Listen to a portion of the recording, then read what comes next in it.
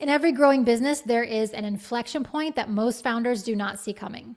2 questions that you should ask to understand how capable your business is of scaling beyond whatever point you're at right now. The first question is this: if you were suddenly unreachable starting tomorrow, you suddenly had to travel, you are sick, something happened, you were unavailable, out for 2 weeks, what would actually stop in your business? I don't mean slow down, I mean stop. Some founders, they hear that question and it doesn't scare them. Their leaders run things, decisions get made, the business moves without them. That is what it looks like when the work of delegating and building strong leaders gets done early in a small organization. But a lot of founders hear that question and feel something they don't love.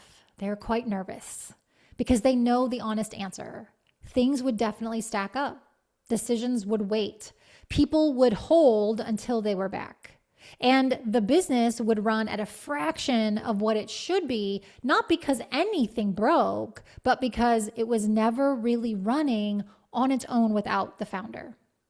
And if you are in a business around 75, 80 employees, you're trying to scale beyond 100, that stoppage limits how fast that scaling is going to occur. Now, here's the second question. And this one, it's a little bit more subtle, but it's really telling. When your leaders bring you a decision, do they bring you a recommendation or do they bring you options for you to decide? If it's options, then your leaders won't commit to a call without your input. And most of the time they have learned to do this because at some point, committing without you did not go well for them. Those 2 questions, the absence test and the options pattern, tell you almost everything about whether your business is scaling or whether it is plateauing around your availability. This episode is about why that pattern forms, what it costs, and how to build your way out of it.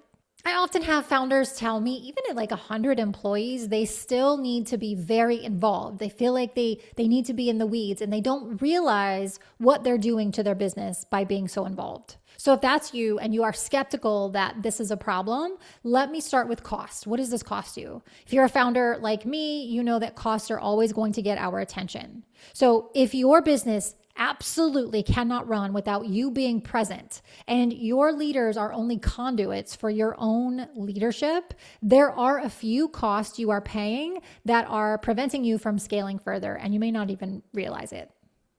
The first one is that your best leaders leave first. Capable leaders have options. When they take a senior role, they are signing up to lead. They are signing up to make decisions, build teams, drive outcomes. When they discover that real authority lives somewhere else, really only with you, they do the math. Some of them might wait, some of them might push back, but the ones with the most options will leave. What stays is not your worst people per se, it is your most accommodating people. And accommodating is not the same as capable, and it's certainly not the same as leadership. And there's a cost to that as well. Those who stay and accommodate, they see it as adapting. They learn that proposing something the founder won't approve wastes energy. They learn to wait. They stop bringing recommendations and start bringing options for you to choose from. They optimize for getting through the approval process rather than for the best outcome. You have leaders in title who are functioning as middle managers in practice. And that didn't happen all at once. It happened one overridden decision at a time. Another cost is that your organization develops learned helplessness. When a team is consistently taught through experience, through actions, that decisions come from one place, you, they stop building the muscle of making them independently. It's not laziness, it is adaptation. They have learned that exercising judgment without approval carries risk, and that waiting carries none. This is probably the most expensive consequence of this pattern, and it is the one that takes the longest to unwind. Because when the founder finally steps back, the leaders don't automatically step up. They have to relearn how to lead. That muscle atrophied. Rebuilding it takes longer than anyone expects. And then the final cost is that the business can't scale past you. This one's obvious. But a business that runs on the founder's judgment can only grow as fast as the founder can process decisions. At 80 employees, that ceiling is visible, and at 100, it's a brick wall. And the consequences go beyond growth rate. A company where the founder is the operating center is difficult to acquire. The company cannot survive an extended absence. It can't attract a serious executive team because serious executives don't join organizations where their authority is going to be relitigated every time they use it. And so the bottleneck is not just a growth problem, it's a business continuity problem. I'm telling you right now, those are costs no founder can afford for long. So in order to avoid them, we need to talk about where they come from. I see this so much in our small business clients. To show you where it comes from, let me tell you a story about one of those clients. This is a manufacturing company I worked with a few years ago. They had around 65 employees when I came in. Strong revenue department leaders were in place across every major function. The org chart looked like it had the structure of a scaled organization. But in practice, it had one decision maker who just could not let go. The founder was involved in everything because he thought he needed to be. It's not necessarily because his leaders weren't capable. They were. It's just that nothing moved without his sign off. If a leader wanted to take a direction the founder wouldn't have chosen, he shut it down. It was his business. It's the way he wanted it. If they needed a decision, they waited and they waited. So every cost I just mentioned showed up in his business. His best leaders left. The ones who stayed stopped pushing.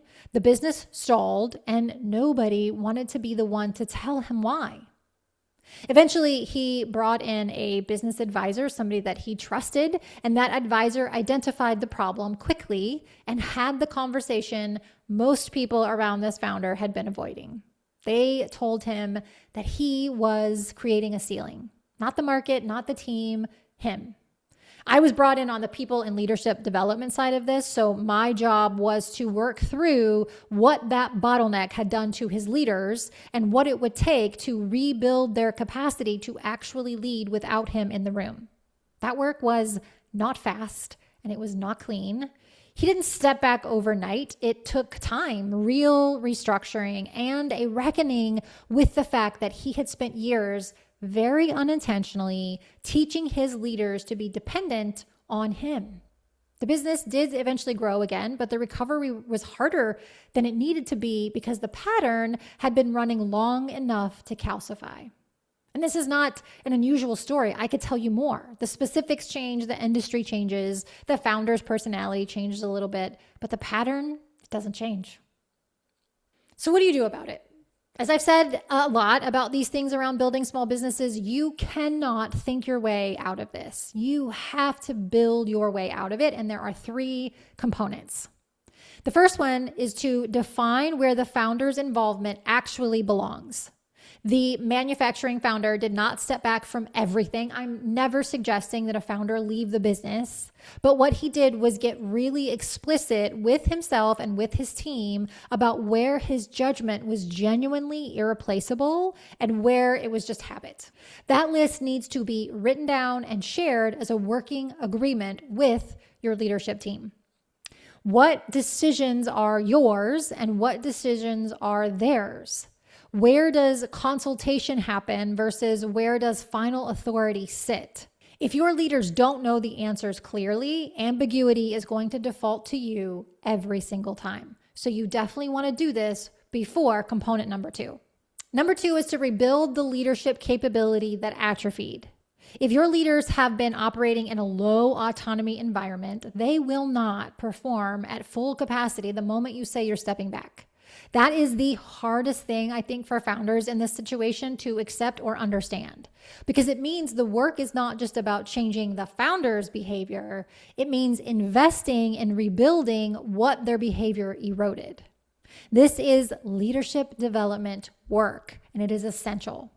So the next episode goes deep on what that actually looks like. If you are leading a small business and aren't already subscribed, please hit that button because your business will not start scaling again without leadership development. But here, let me say this for this episode.